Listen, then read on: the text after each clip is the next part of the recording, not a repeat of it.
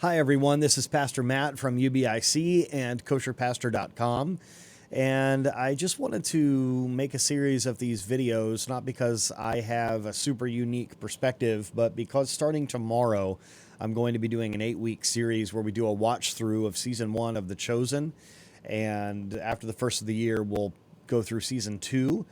And I have several people that are either going to be traveling or they go to other churches or other congregations or live in other states and just want to sort of get my perspective on this. I'm extremely late to the game on this. The only reason that I'm doing it is because people have requested it because they won't be able to attend in person. It was never my intention to do one of these YouTube watch throughs of The Chosen. There are many, many people more talented than me that have already done that, including the creator and director himself, Dallas Jenkins. So there's nothing that I can tell you that's going to be groundbreaking, but I think particularly the reason that my congregation wanted me to do this is because of some Messianic Jewish perspective that I can give on these episodes. I am the senior pastor of a Christian church, the United Brethren in Christ Church in Holly Hill, Florida, just outside of Daytona Beach.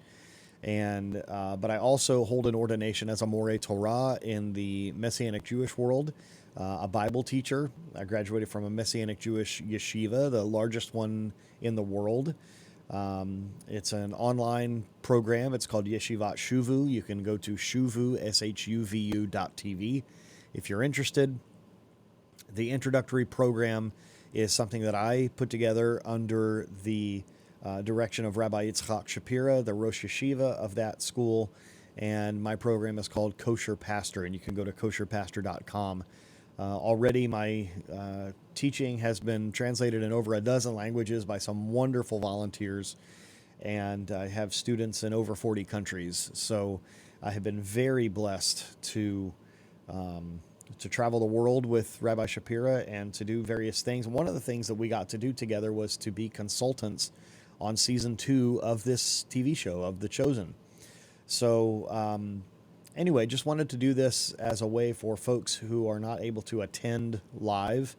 And maybe as a side bonus, if any of you have discovered this and you don't know my particular ministry or my particular teaching, then maybe you'll get some insight. But as I said before, many, many people have done this already and done probably a better job than I will do. But my particular congregation wants my particular take on it. So we're just going to jump in. We're going to start with season 1, episode 1, and called I Have Called You by Name. And we're just going to watch through. If I feel that I have something that I want to add, I'll just say it. If I feel like you need to see me on the screen, then I'll pop in here. And if I feel I need to pause, I'll do that as well. So I just thank you for your patience.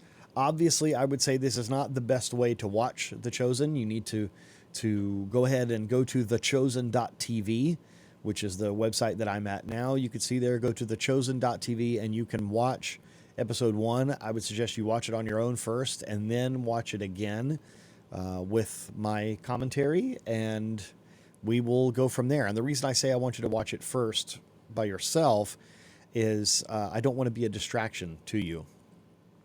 This is very good art. And as far as the story of the Gospels and the ministry and work of the Messiah, I think it is the greatest depiction that has ever been put on film. And I don't say that lightly. As a pastor and someone who grew up in a pastor's home, I've seen every gospel movie and TV show and special that has probably ever been made. But this is the top. This is the cream of the crop. This is really good art. And I am so impressed, and I want to commend the people that work on The Chosen. And if I see anything that I don't agree with, I of course will tell you. But I have to say, by and large, I am just in 100% support of this. And I don't know that I can recall anything off the top of my head that I would disagree with. So I will let you know, though, as we go. Let's jump in together. This is episode 1.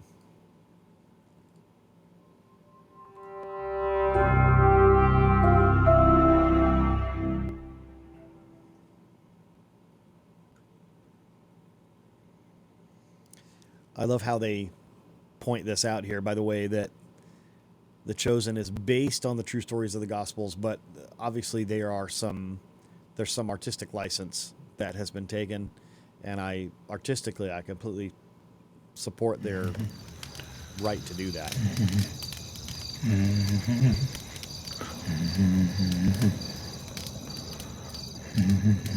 I would like to think that this man is singing one of the evening prayers. Notice that we're in Magdala in 2 BC.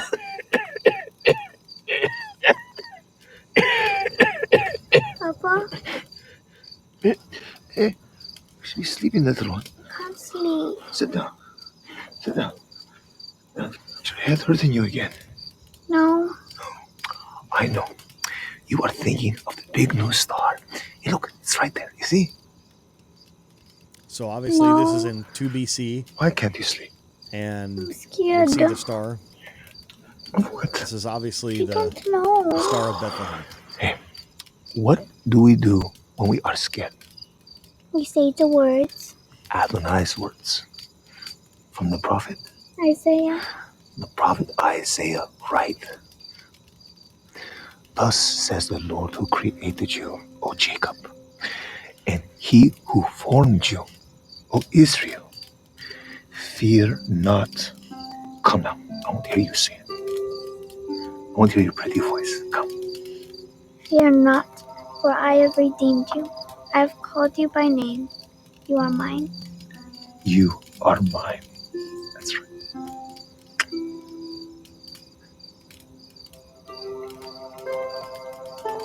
It's a beautiful scene with this little girl and her father. And now we are in the modern day, or at least in the present time.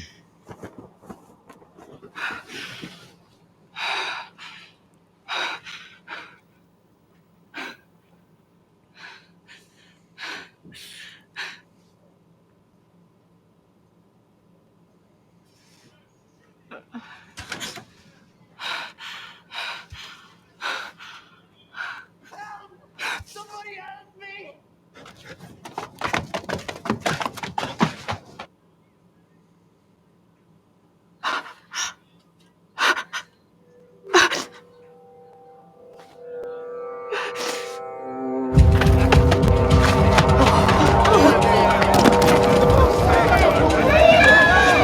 Tried to kill me!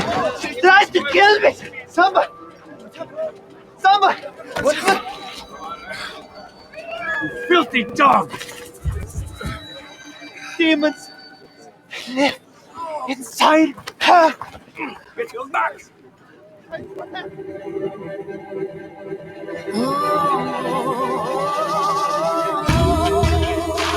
There's so many things that we could talk about here. Let me pause here. There's so many things that we could talk about here. It just so happens that I paused on Elizabeth Tabish's name, the actress who we were just watching. So we have several clues here. What I love about The Chosen is it doesn't overly explain anything to us. So if you are, and I wish there was another phrase to use.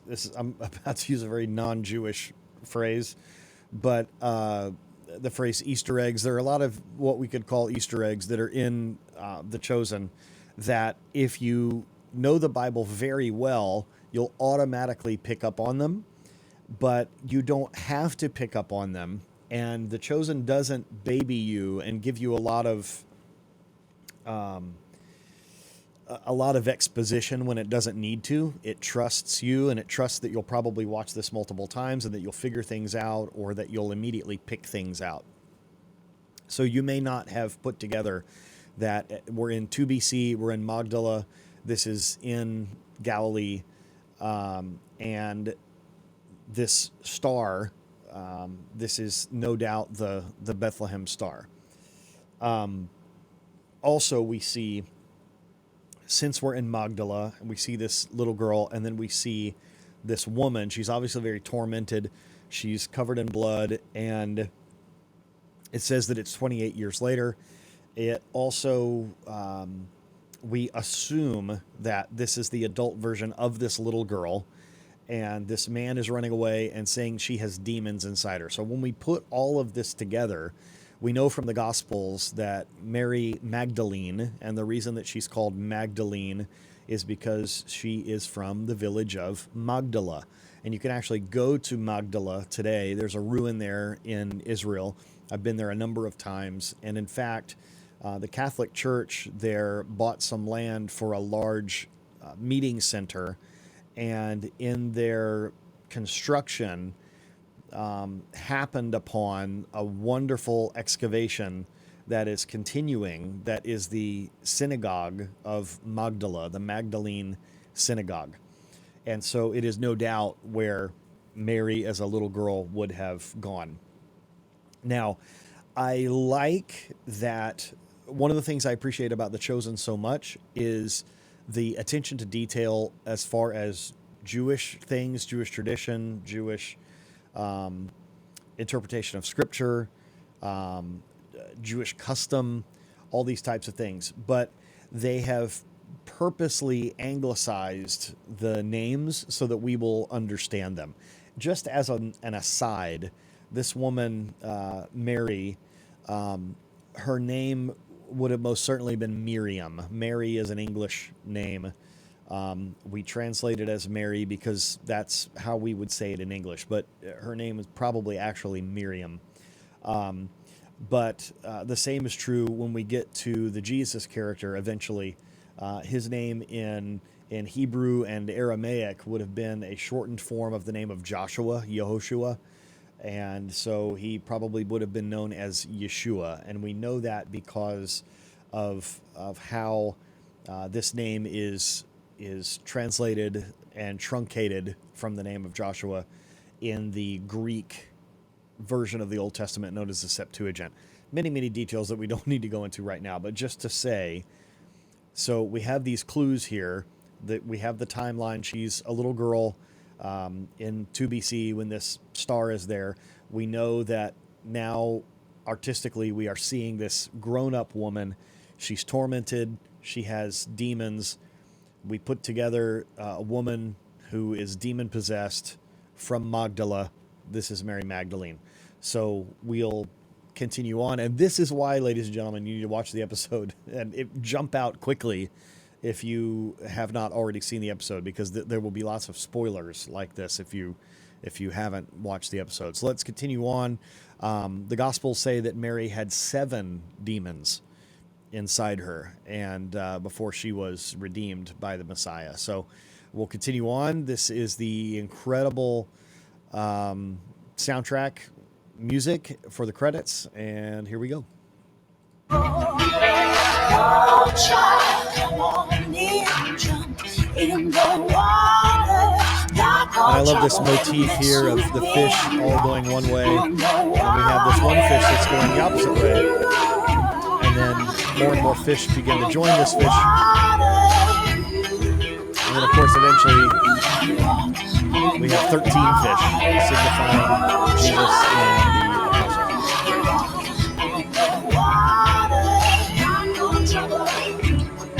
My only problem with the music in this show is that I was not involved.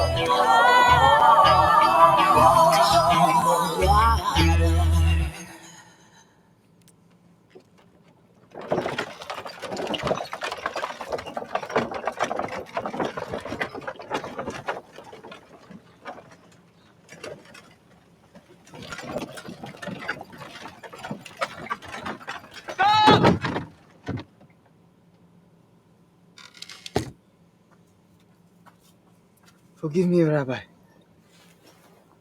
Did not see what he is doing. But a woman, ahead.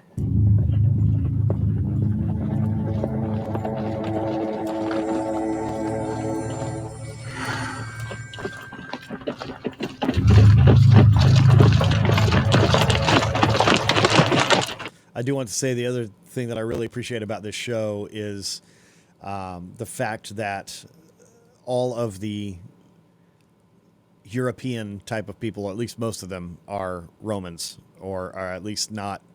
They're not Jews. All of the people that are supposed to be either Jewish or from this part of the world are brown, and I very much appreciate that, or at least sort of ethnic actors. I grow tired of blonde-haired and blue-eyed European-looking Bible characters. So anyway, continuing on.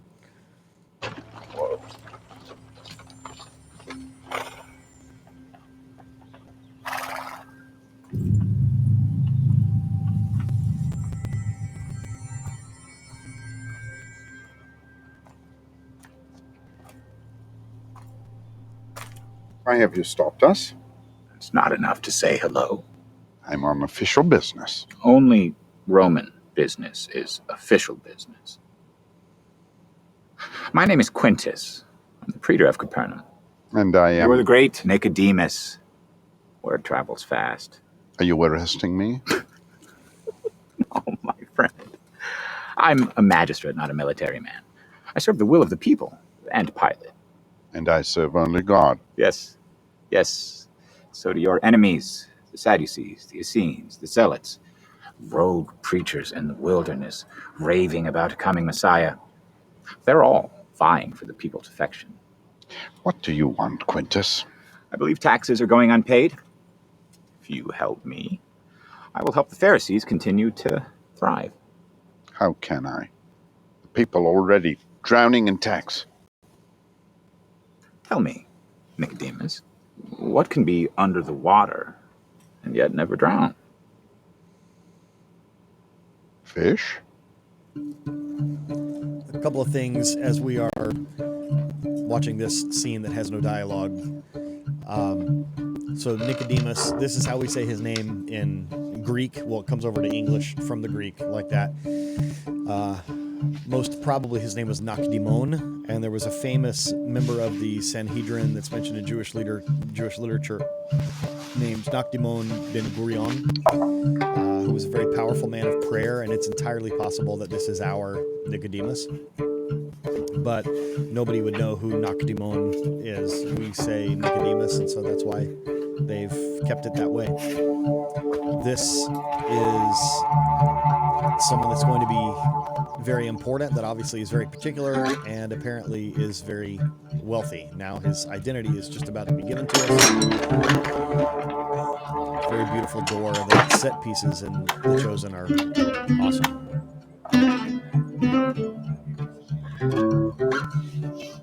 This is Paras Patel, this actor, very talented gentleman. One of my other jobs is I run a recording studio, and I actually had this very talented actor in my studio because I had to do some dialogue recording for season 2 for him. Now, so this other character here Pardon me, has just Mr. called Public him Highness. Matthew. It's so me we that know don't want who to be he seen is. with you, remember? It's Public Highness. I like it the other way, tax man. Hey! It's a month's salary for my son combined right there. You just toss them out? These are my property. I do with them as I wish. I pay you to drive. You sift through trash on your own time. Driving you's a bit of both now, isn't it? If any citizen asks about my cargo, I must tell the truth. It's the biggest pile of dung in all Capernaum.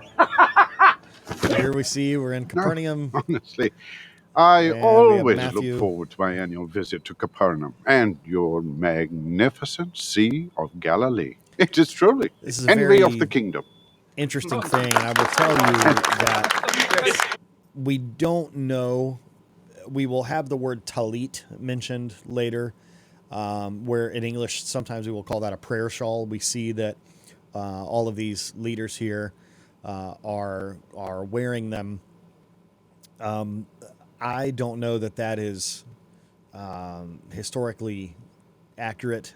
A lot of scholars would say that that they would be wearing tzitziot, tassels, fringes on the corners of their actual robes, actually like we will see in later episodes, rather than on this garment, the prayer shawl or the talit, which the only reason that that was invented is because clothing used to be four-cornered, there's a commandment for Jewish males in Numbers chapter 15 that they wear tassels on the corners of their garments so that they can remember the commandments of the Lord.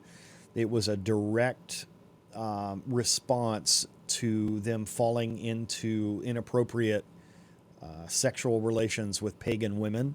And so it is a reminder. And modern Orthodox Jews today, men will wear these fringes on their garments, sometimes on a small prayer shawl that's kind of like a shirt that they will wear under their outer shirt. And sometimes you will see the little tassels or fringes hanging out from their waist if their shirt is tucked in. Some men will wear this small talit, this talit katan, under their outer shirt, and they will tuck in those tassels. There are different traditions that I don't have time to go into now. But so I like that whether or not this is actually historically accurate, that they would be wearing a talit, I love that we have this visual because we know that these are Jewish religious leaders. We know that. The other thing that's cool is I love how the Pharisees are not all painted as bad guys in this series. The Pharisees were more the group of Jews that were kind of more of the people. The Sadducees were a little more of the upper crust, that are a little more posh, a little more lofty, and they were the ones that were a little more in bed with the Romans politically. The Pharisees were in charge of the synagogue system. So anytime we see mention of a synagogue in the New Testament, that means that these people are Pharisees. And you were a Pharisee not just if you were a leader. I mean, these were looking at leaders of Pharisees, but anyone who was in a synagogue was a Pharisaic Jew. We can say that with 100% certainty because the Sadducees did not support the synagogue system. And there are reasons for that I don't have time to get into. But anyway, a couple of things. Number one, this talit, this prayer shawl, and that is exactly how the modern Jewish males that wear this garment, it's exactly how they look today with the black stripes. There are many different color combinations, but the most common among the Orthodox is this look. In fact, that looks exactly like the talit that I wear during prayer. So it's very familiar. Also, we see that Nicodemus is sitting. It was common practice and still is that when a rabbi is teaching, he is sitting. But especially in the first century, not that a rabbi will never stand up to teach, of course not, but of course sometimes they stand. But this is common, kind of the common milieu of what rabbinic teaching looks like, that you were sitting at the knees of the rabbi. We see this at the feeding of the 5,000, or rather at the Sermon on the Mount. It says that Jesus, or Yeshua, as we say in Hebrew, that he sat down and began to teach. So this is what rabbis do. They sit. So continuing on. Even my children are enamored of it. All day they would swim, frolic in the sand, and watch the people. Finally, one day I said, "You love it here so much. Why is it you never go to the sea when we visit your grandparents back home?" My son, he just shrugged and said, "But father, there's never anyone there. It's dead." Really good Dead Sea joke there. And your sea It's just good writing. boasts the most exquisite The fish. other thing I love about the Shosen is How that it's unfortunate funny. that those who do the actual fishing are unholy, foul-mouthed, given to gambling in secret dens, and even fishing on Shabbat. Okay, let me just pause here. I love that they use the word Shabbat. So in the Bible, and still today in modern Hebrew, there are not names for the days. There is just the first day, the second day, the third day. We may even say, like for Sunday, we may call it in Hebrew Yom Rishon, the first day. The only day in modern Hebrew and in the Bible that has a name is the Sabbath. And how we say that in Hebrew is Shabbat. And so even today, the non-religious in Israel, most everything is shut down in Israel on Shabbat because that's the day of rest. So this this idea of Shabbat. Whenever you hear the word Shabbat, this just means the Sabbath, the seventh day. This is Saturday.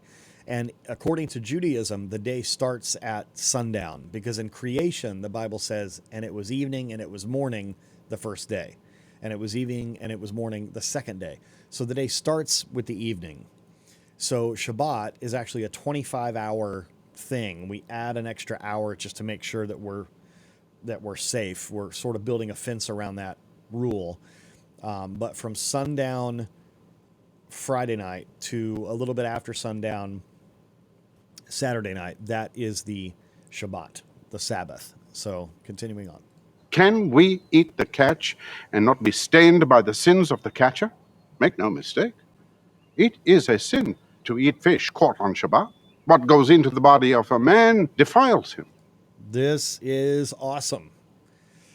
We know that Jesus is going to later say it's not what goes into the body of a man that defiles him, but rather what comes out of the mouth. So this is a perfect little, I wouldn't say a callback because it hasn't been said yet, but a wonderful foreshadowing, so to speak. Why are our Jewish brethren taking their boats to sea on Shabbat?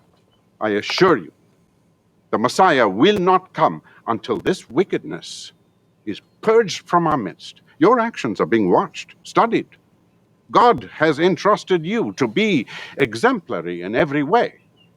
Now, if your status is too great a burden, you do not deserve to bear the name of Israel.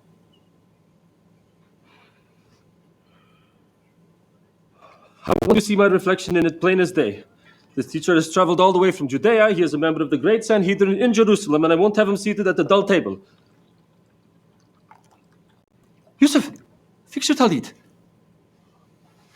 I love how there are some names that are a little less anglicized, like Yusuf. We could call him Joseph in English.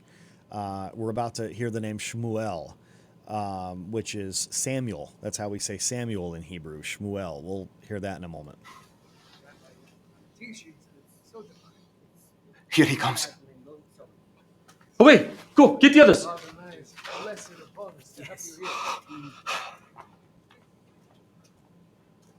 Rabbi.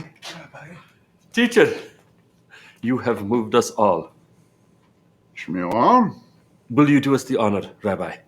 if that's where you keep the white sardines. We certainly could get... It was a joke, Shmuel.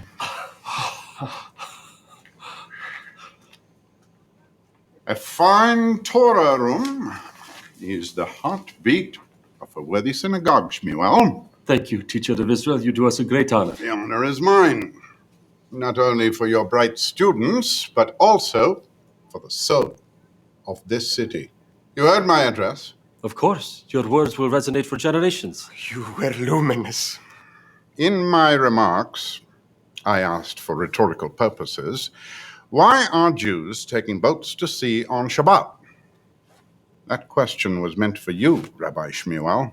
The reports are becoming too frequent to ignore. Of course, Rabbi. I will control it better. The Romans believe we do not work on Sabbath, thus they do not patrol. Greed has overcome the fishermen. Or they are just trying to feed their families. We'll Begging talk your about pardon, that. Rabbi, the centurion is here. He demands to speak with you. Please tell him we have an honored guest and cannot be interrupted. Can't wait. Messiah, come quickly. Impressive. That's an important line, too. Looks Messiah, like we're not the only ones taxing the people. What do you want, Commander? I'm no commander, but at least you know your place. This is Nicodemus, teacher of teachers. Show some respect. Ah, just the man I want to see. I'm here about a Hebrew woman in the Red Quarter. Let's just say she's been causing a disturbance. You have an entire Roman legion at your disposal. Thank you for the reminder, Jew. But she needs a holy man. We are men of God. It is not our custom to frequent the Red Quarter. Perhaps I wasn't clear. Teacher of teachers.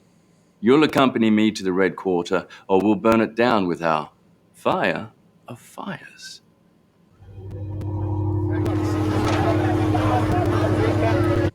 Again, I very much appreciate that this Roman is one of the more prominent people that is Caucasian, that is of European descent. Everyone else is a little more from this part of the world as far as the actors go, and I appreciate that.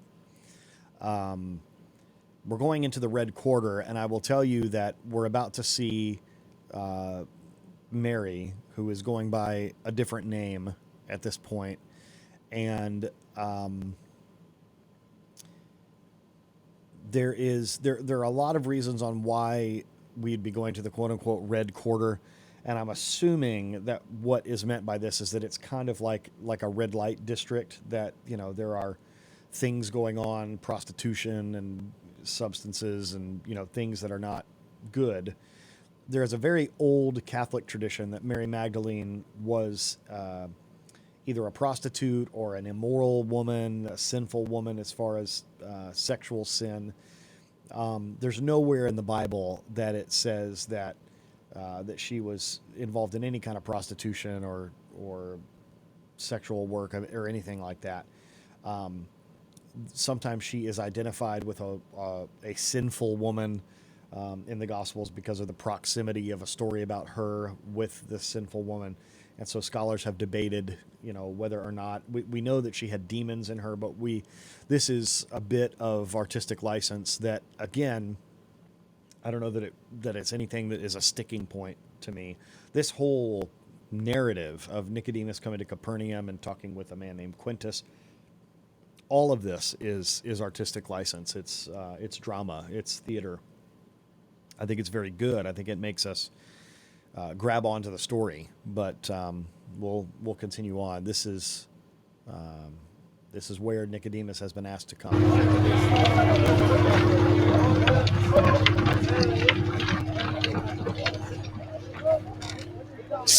Messenger, stop.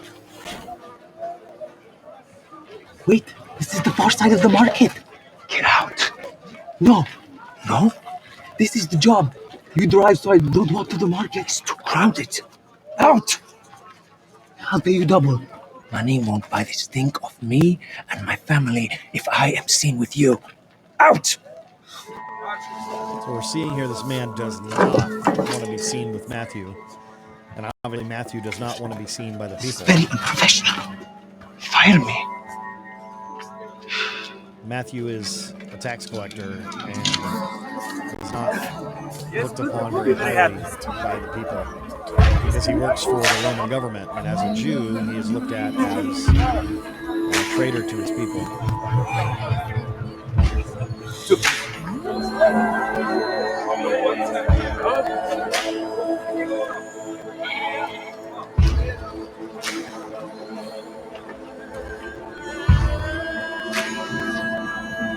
Tax collector! See that Matthew always has a bit of cloth with him so that he doesn't have to touch certain things. He obviously is concerned about germs and just his mannerisms and things. He is purposely portrayed in this way. Are you the Messiah? Are you the Messiah? No, I'm not. Please, tell me when he comes. Please.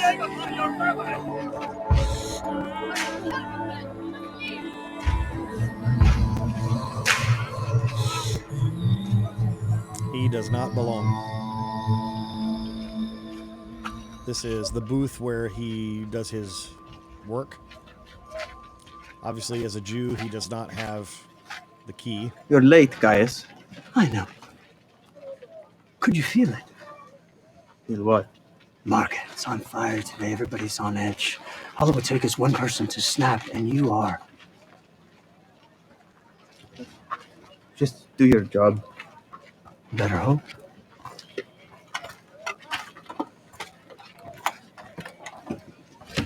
I love the interplay between Matthew and Gaius. I think there's a very nice interpersonal thing going on here. Here we are going into the Red Quarter. I don't know that in Capernaum we would have had a place like this where we had unkosher animals like pigs and snakes and things. Again, this is mostly for dramatic effect, but who knows?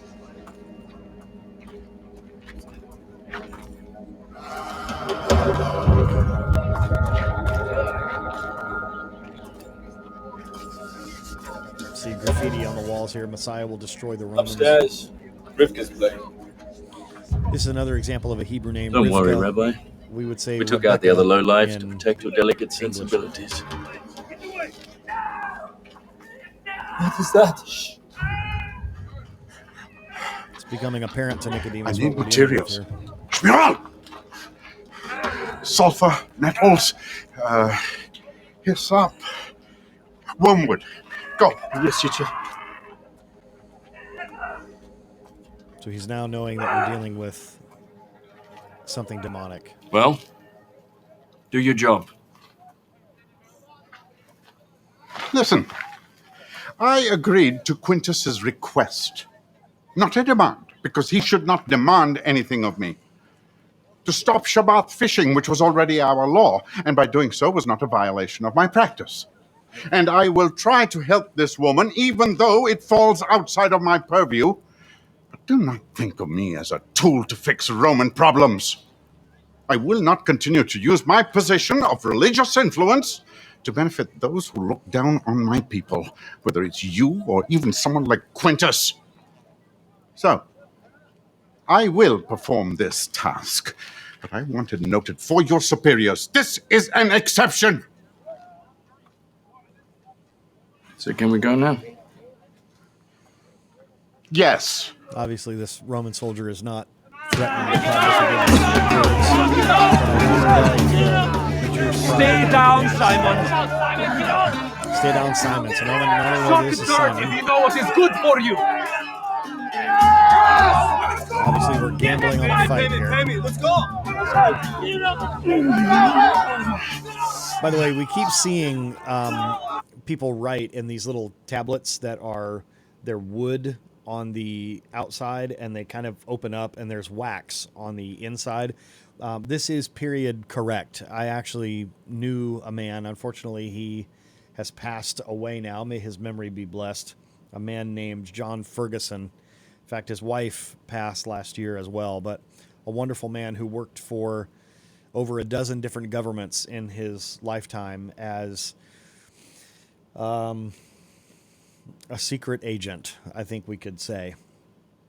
And he was privileged to be on a few archaeological digs, and they had evidence of things like this, writings about, and physical evidence of tablets like this that people would write on in the first century.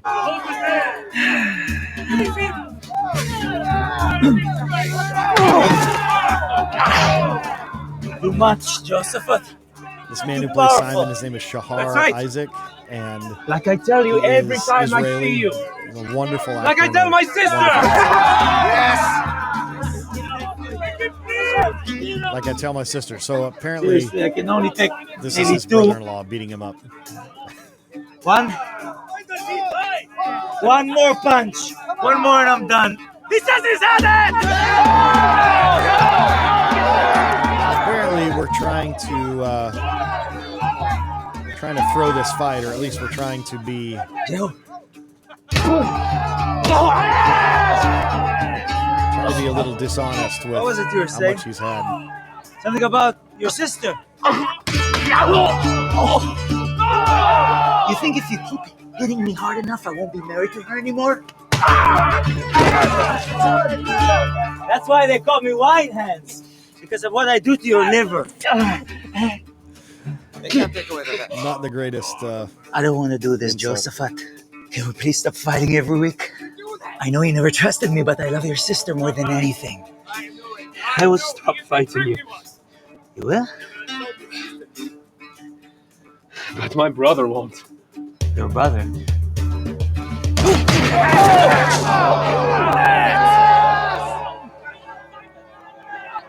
Poor Simon.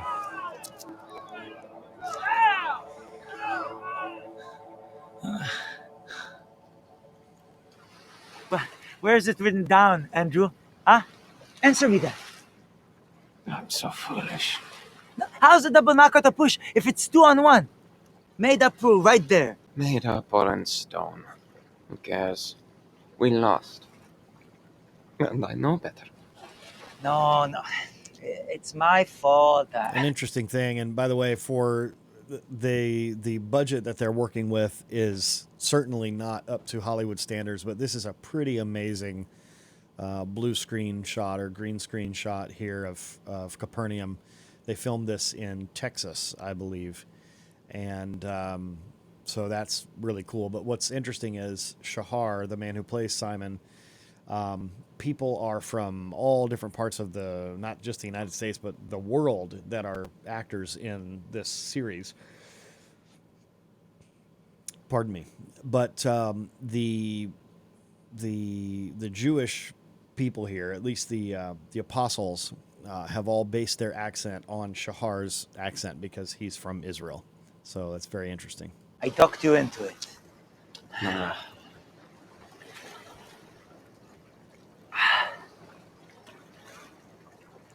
Wine hands? Sounded more clever in my head.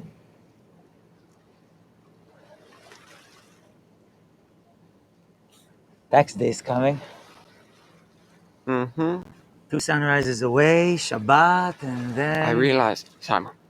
Thank you. We could lose the boat. What are you gonna do? Don't know. Blood from a stone. I love this particular plot line here of them being in financial trouble because of tax debt and needing to fish Where are you going? to make money. Going to work. Work? It's Shabbat in an hour. Well, the Pharisees make allowances for that if lives are at stake. This was, in the first episode, one of the things that really impressed me. I know that Rabbi Jason Sobel has been a consultant on The Chosen, and it really shows that they have some people that know about Jewish law and Jewish custom. So there is a Jewish prohibition to work on Shabbat, to work on the Sabbath. However, there is a grace in Judaism that people in Christianity don't understand, and that is when, first of all, a positive commandment always supersedes a negative one. So a thou shalt is always more important than a thou shalt not when you have an intersection of the two. So there is a concept in Judaism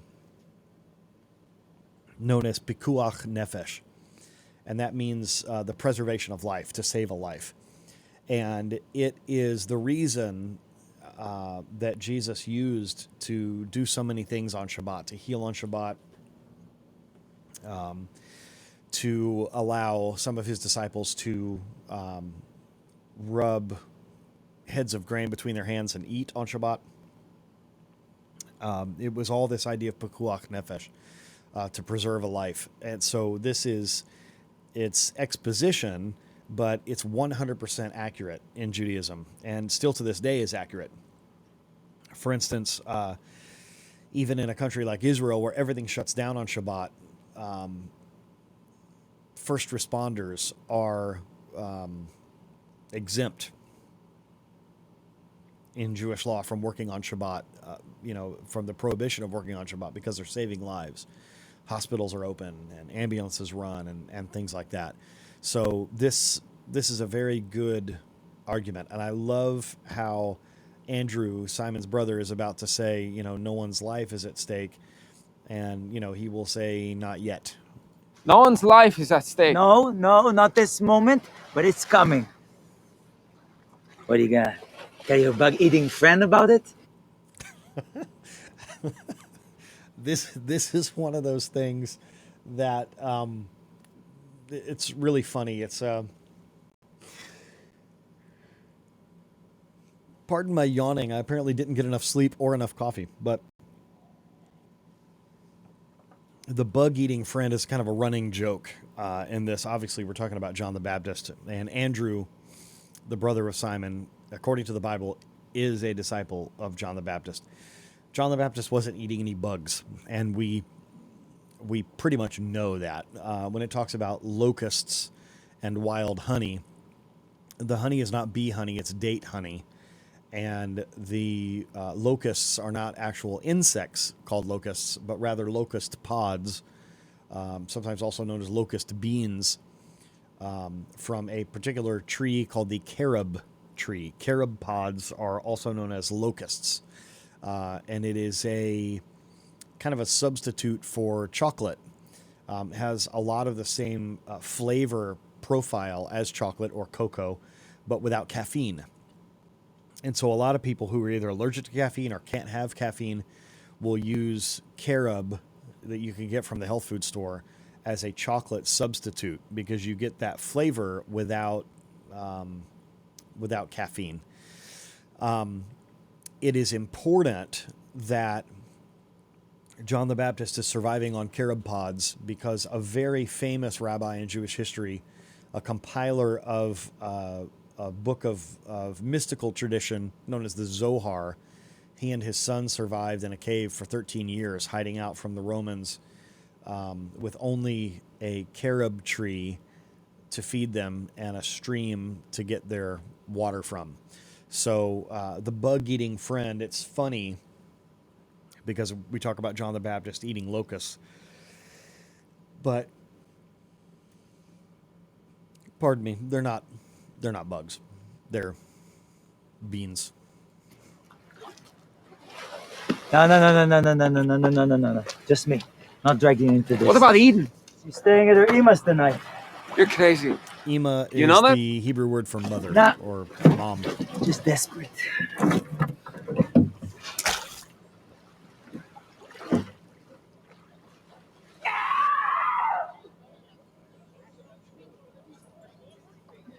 How long has she been like this?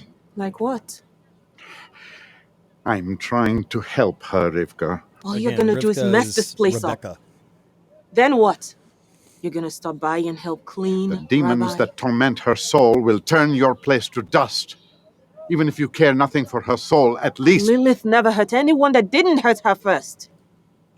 This is important. So I don't have time to go into it now, but Lilith is the name that Mary is using as an alias. She obviously does not want to have a name that is identified with her actual identity or identified with Judaism. Lilith is a character in lore and Jewish legend as the first woman that God created.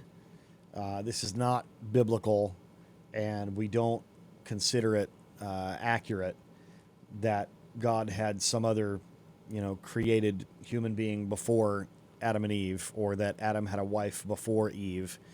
But there is an old legend that actually not only is a part of Jewish lore, but gets into paganism.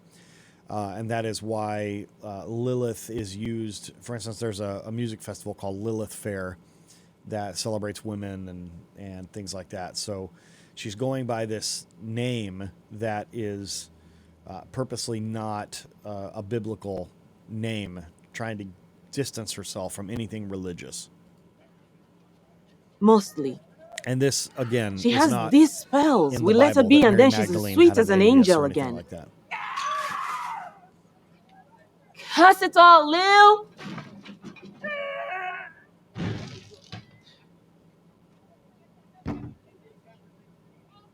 You can put an end to this.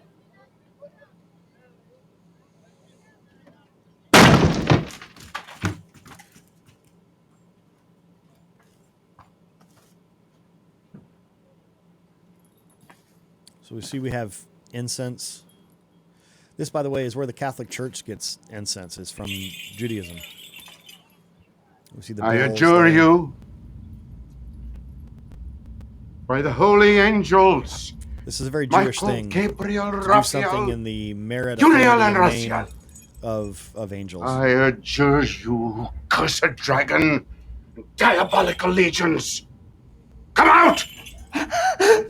I adjure you, spawn of Beelzebub, Abaddon and Sheol, by the utterance of all the watchers and the holy ones, in the name of Adonai, God of the heavens, cease to deceive this human creature. I love how they use the word Adonai a lot.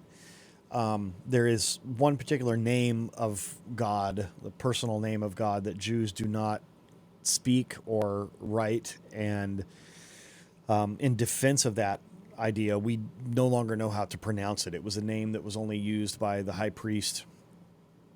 And there are traditions that in the time of the temple that perhaps the high priest would bless people in that name. This is the Yud and Hey and Vav and Hey, which would come over into English as YHWH. It's where we get the English convention of the word Jehovah, which is actually a word that we created so that you don't actually pronounce or speak or take in vain the actual name of God. So it has the consonants of God's name and the vowels of the word Adonai, which means my Lord. And so you'll see Adonai. So anytime in the Bible where you see Adonai, if you're reading out of a Messianic Jewish translation of the Bible, for instance, if it says Adonai, then it is a substitute for that specific personal name of God that Jews do not speak or write. I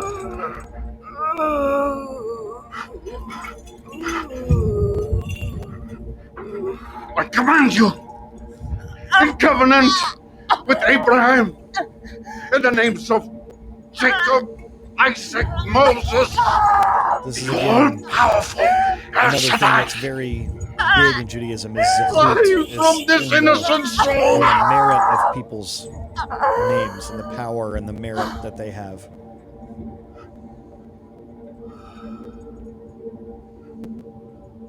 Obviously, he's seeing that this is not working.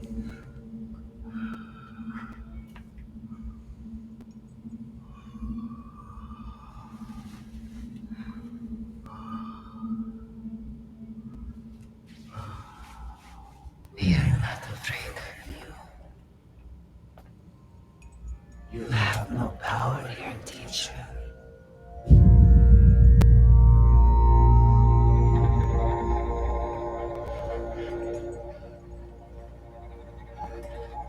We finished here.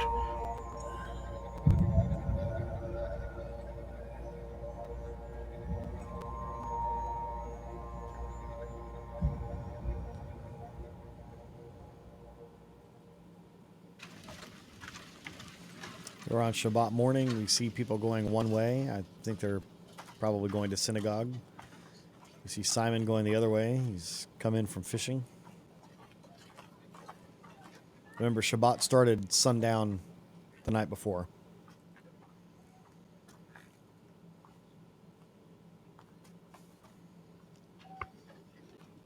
Trying to sneak in, we see.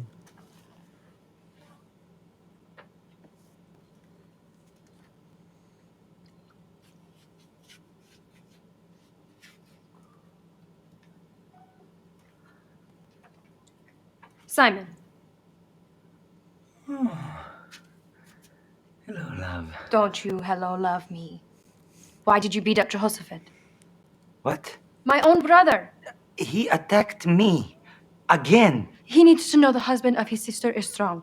Hey, but Andrew had no right to jump Abraham from behind. Where are you getting this? Oh. My brothers.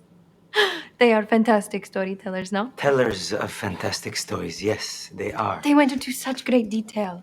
You must have really given them a pounding. Well, I was doing okay till Abe came out of nowhere. Cost me and Andrew a lot of money. Oh, no. They shouldn't cheat you like that when you are also cheating. All right.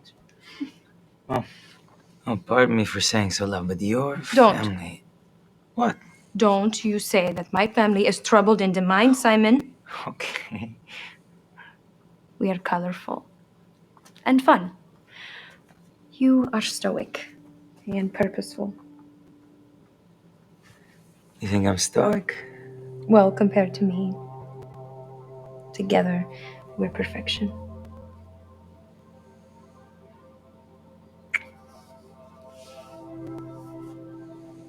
It's nice to see Simon. Never heard that before. In I like it. A position as a husband. We know that there's later on a story of his mother-in-law, Fire and so water. we know that he had a wife. I like it. Oh, how was Ima's Shabbat dinner? It was lovely. How was fishing? What? Yesterday's catch. Good news? Oh, yeah. Yeah, pulled something in. Could be big. Good. Let's go to synagogue. And please go change. You still smell.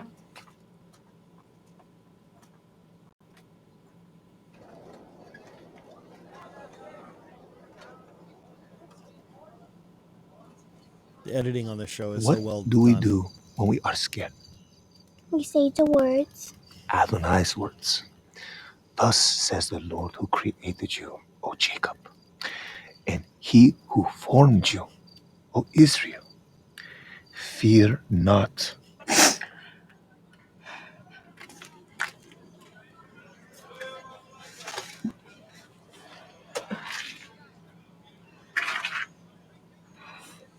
I love the portrayal of how she is tormented by these demons. It's not like she's an evil person. That it's like something takes hold of her and she doesn't remember how she got here. She doesn't remember really much of anything.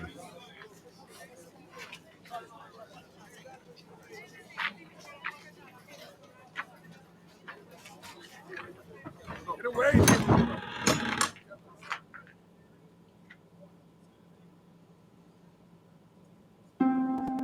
She sees that her home is destroyed.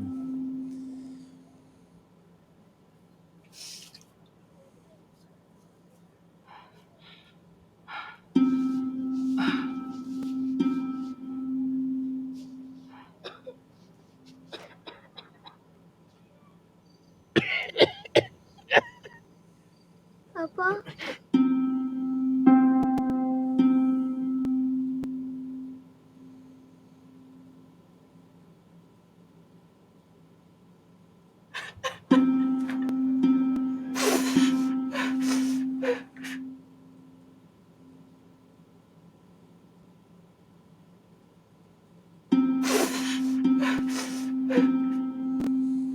This is, again, a very Jewish thing.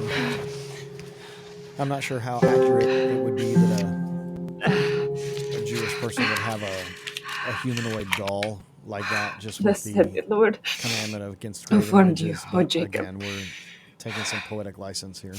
And he who created you, O Israel. Fear not.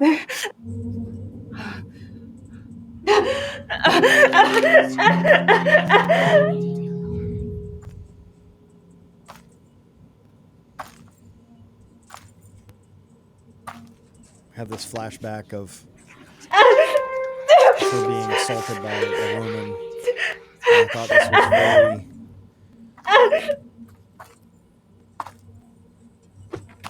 obviously very difficult to watch and to accept, but especially if people have experienced trauma like this. But it is a Jewish belief that people are more susceptible to this type of oppression or possession if they have dealt with things like this.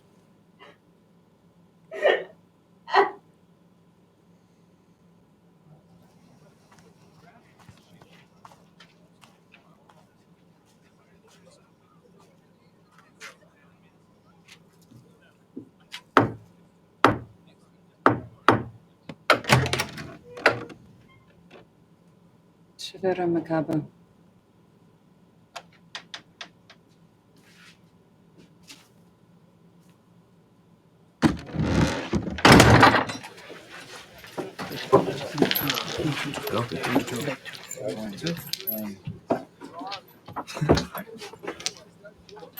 I have a slight mispronunciation of that line right there, but again, I'm not going to split hairs. They're Lily, trying very hard You to get alive? this right, and they're doing so much right. We had, there was trouble. Come, see it. I can't stay long. I know. Please, sit.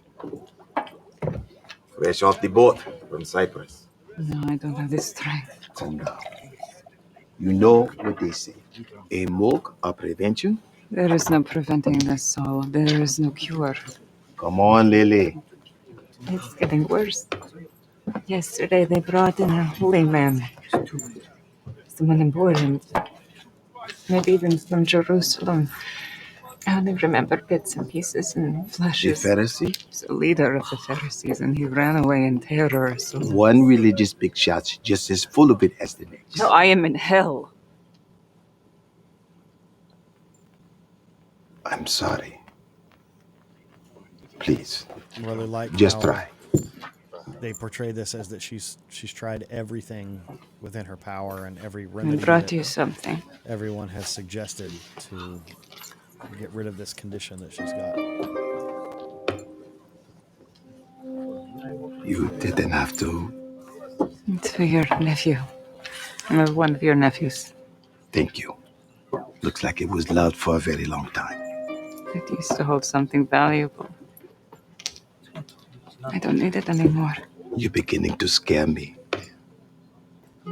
You and everyone else. Oh, that's terrible.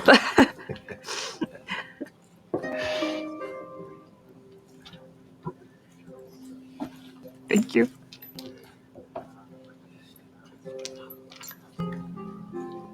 There's something I need to do. And now. Eunuch! You listen good now. You drink that up, and then the next one, and then the next one. And then you stay here till you feel better, or till hell comes. And if it does, we face it together. Not if you were my worst enemy. So Eunuch, we're thirsty here. Okay. Just as an aside, I'm not sure why it's important to the story that this man is a eunuch, but because he's a eunuch, he doesn't have any children of his own. He wouldn't be able to father children, and this is why she mentions his nephews. We'll be late to dinner. No. You did everything you could for her. Now put it out of your mind. I could never forget what I saw. Tonight, you are an honored guest. Leaders will expect you to perform and to have your wits about you. Why? Why must I perform? First I perform for Quinters. You then taught perform for God's the law. soldiers, then for the slum dwellers. And this, what sort of performance is this? When did Shabbat become theater? This is a really awesome look behind the curtain. I love the scenes with Nicodemus and his wife. As a pastor and as the son of a pastor, no one really knows except people in ministry what goes on behind the scenes, the hurt, the self-doubt, the disappointment, all of this stuff that you feel as a leader of a congregation. And it's our wives that keep us going and that talk sense into us when we begin to doubt ourselves or want to give up. And admittedly, that happens more often than we'd like to admit, where it just feels like, I don't know if I can do this, but this is my calling. It's what I've got to do. So I really appreciate this. Are the teacher of Israel. You do not have questions, you have answers. You have authority. You bring clarity, not confusion.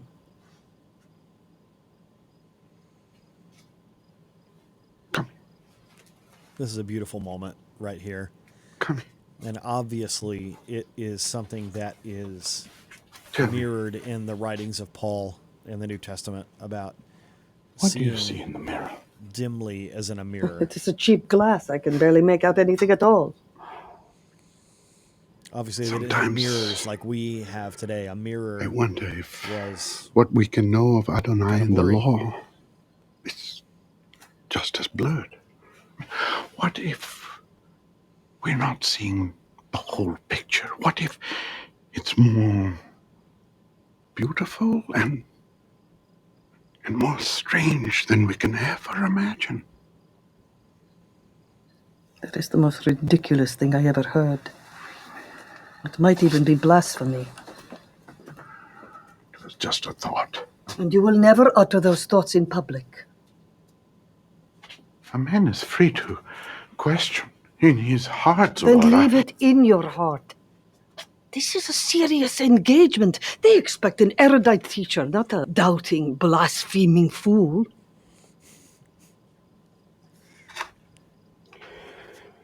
Others saw what happened in the Red District. And what did they see? You rose to your rank on merit. You have dedicated your life's work to serve God, not to become Him. It's a very good line. Very good. I failed. Stop it. It was a mistake to be there in the first place. But from now on, stick to the academy. Leave exorcism to the exorcists. You're right. I should never have been there. You spoke the words. Demon did not respond. Demons. Many. Only God himself could have drawn them out. It's more foreshadowing than Nico. beautiful. I'm coming.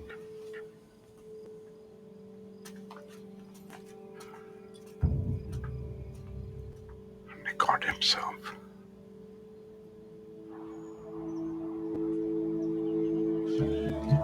Shot so beautifully. This show is just so well done. It's just a pleasure to watch.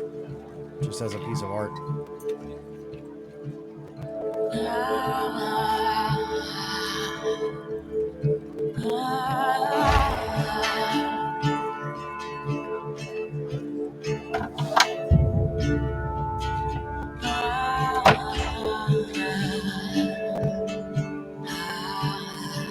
Here goes Andrew with his money. Let's see where he's going.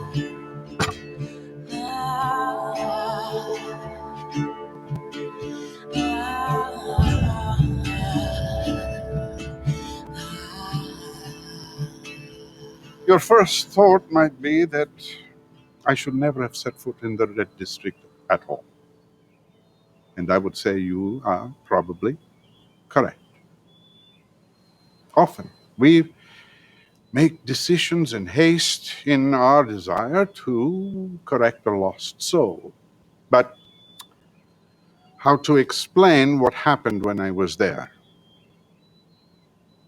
Brothers, when we follow God's law to the letter, God is alive through us. Would you agree, people? Yes, Rabbi. And he lives through you and you and you if you follow his law. Now, imagine, if you can, one who heeds only wickedness for a lifetime. Demons root in wicked souls as pigs in filth. A possession like this was fatal. And souls such as hers, sadly, are beyond all human aid.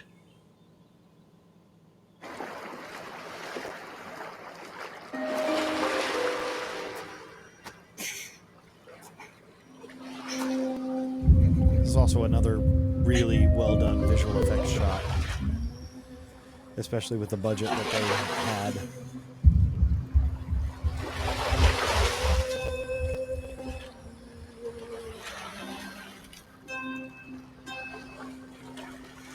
She's completely given up hope. She's torn up the words from scripture that her father had always had her say, and now she's about to end her life when she sees a bird.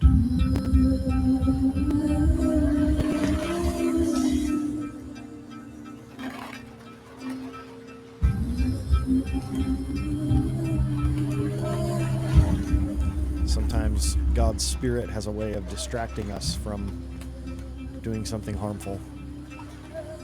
I love how she's almost trance-like following this bird.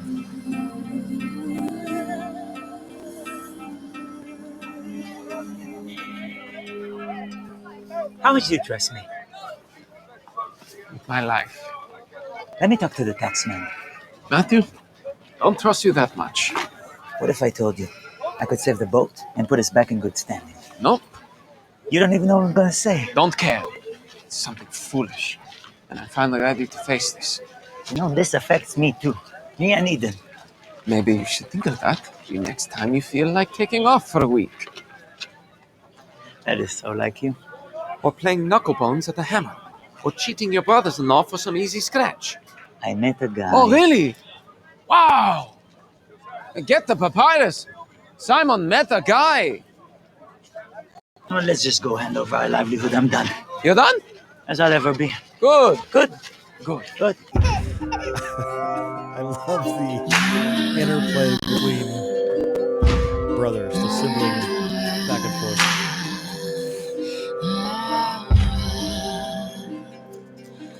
Obviously, we see these people are very desperate. Trying to see the tax collector. It's a very dehumanizing thing.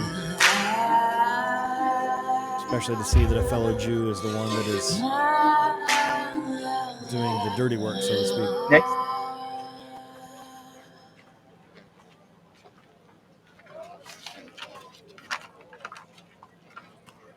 Your last tribute was collected the first month of summer.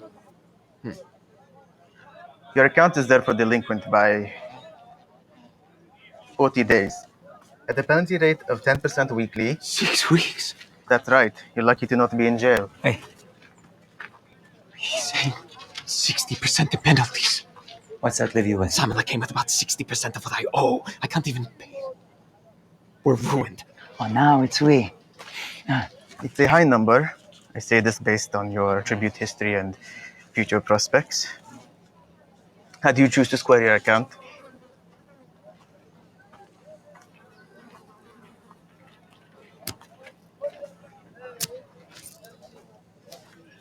Are there gems inside? Just silver. Gold? Just open the purse. This will cover about half of your penalty balance. Half the penalty? My records indicate that you filed for an extension not once, not twice. You just needed a couple of extra days, man. I'm ruined. Extended rates compound at 15%. As collateral, you've listed a fishing vessel and property at... All right. I'm sorry, brother. What my brother didn't mention was our arrangement with Quintus. You have business with Quintus? Yeah.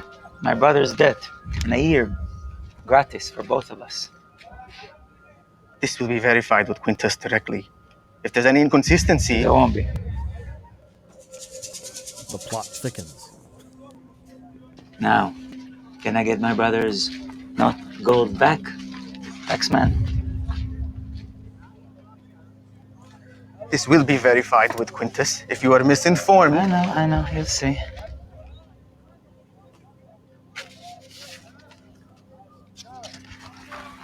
What just happened? Don't speak, just walk. Next. Apparently, Simon really did meet a guy. Well, fishing didn't exactly go like I planned the other night. What's that got to do? I caught nothing. Net after net after net empty. I catch a breeze around the point, and all of a sudden I know where the nets are empty.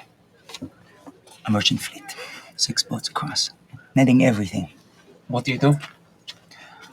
I followed them.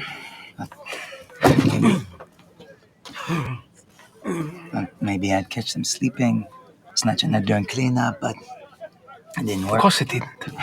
Desperate times, huh? I even anchored and swam in thinking maybe I could get scraps, but they loaded up like clockwork. Had carts with mules ready to move. So I sail home, dock up, and wouldn't you know, this sniveling Roman standing on shore.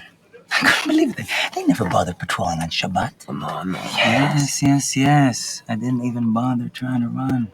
Good idea, considering how you run. Anyway, as he approaches me, I'm trying to figure out why he's even there. Why they don't care about any of our rules. But then I realize they don't get the tax because we don't report any Shabbat catches. So I tell him if he took me straight to Quintus, I'd let them know who caught more in one night than the guy they're arresting catches in a week. Wait. So, you offered to turn in fishermen? No, not fishermen, merchants. And guess who walks up behind me? Guess. Quintus. He's thorough, I guess. So yes, we talked, and what I said to Matthew was real. I don't like it. It's dangerous. Yeah, well, so is sleeping outside. Besides, what's a merchant ever done for you? So what? They are our people. I love this storyline here because I think it's important for us to remember that we are individuals, but it's very easy, especially if you come from a socioeconomic level that is a bit lower. It's easy for you to say, yes, I'm an individual, but these corporations over here, these merchants, as they're saying, that's kind of a faceless entity that has a lot of resources. And we forget that corporations are just made up of a bunch of individuals like us. So even though Simon is willing to turn in merchants just because they have a fishing fleet, it's also they're Jewish merchants, and he's willing to go against his people to save himself. Clearing the way for the little guy. Leveling the playing field, yeah. You will be cursed if you inform on them. We not doing anything. Andrew, that's fine. Better get moving, though, if you want to catch the taxman. Might still be enough daylight to get out of the house before they take it.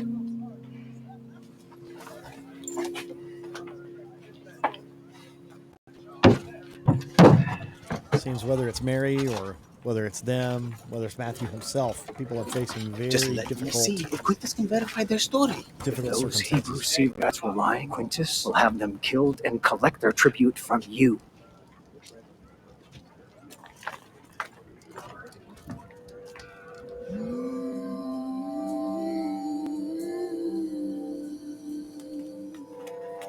So Mary's been following this bird.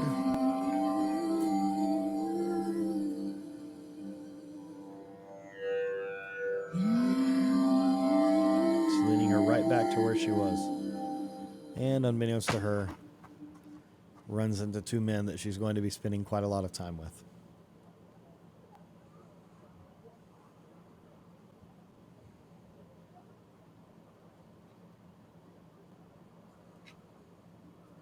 It's conspicuous that that is an image, and on the doorposts right there that we're seeing that there's not a mezuzah. And if you don't know what that is, we'll bring that up in future episodes. So, did it work? I'm sorry, Lilith.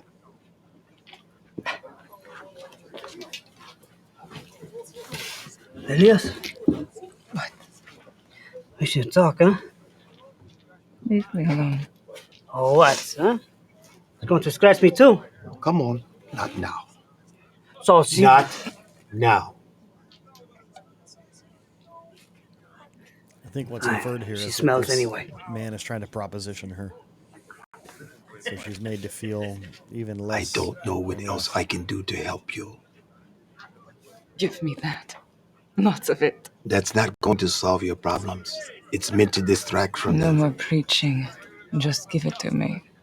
Lilith, please listen to what I'm saying. It's very easy for us to drink our problems away or use some other distraction when what we really need is the Lord. I said leave.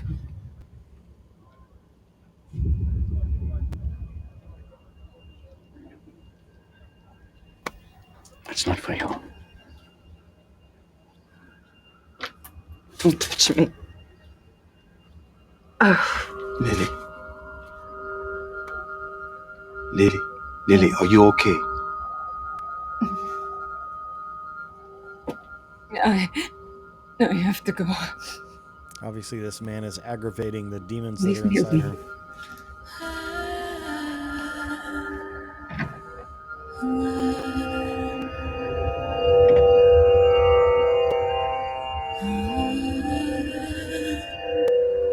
Leave me alone.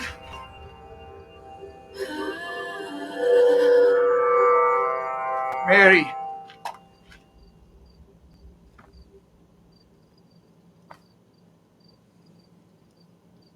Mary of Magdala.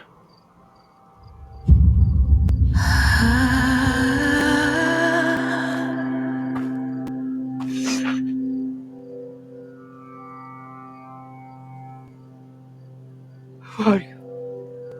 How do you know my name? Thus says the Lord who created you, and he who formed you. Fear not, for I have redeemed you. I have called you by name. You are mine.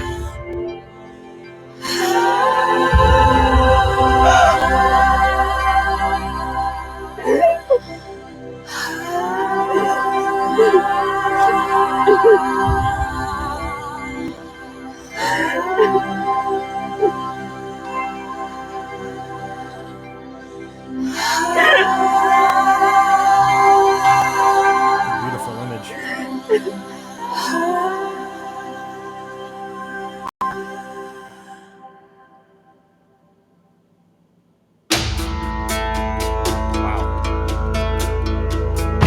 So, that is episode 1. If you have any questions, feel free to email me, ubicpastormatt@yahoo.com, or you can call me at 386-547-4004, and we'll do this again next week. So thank you for joining me, and you see why I love this show so much and why it's so powerful. It's such an impactful thing. So I pray that it's a blessing to you and that it makes you want to go and read your Bible again. Thank you for joining me.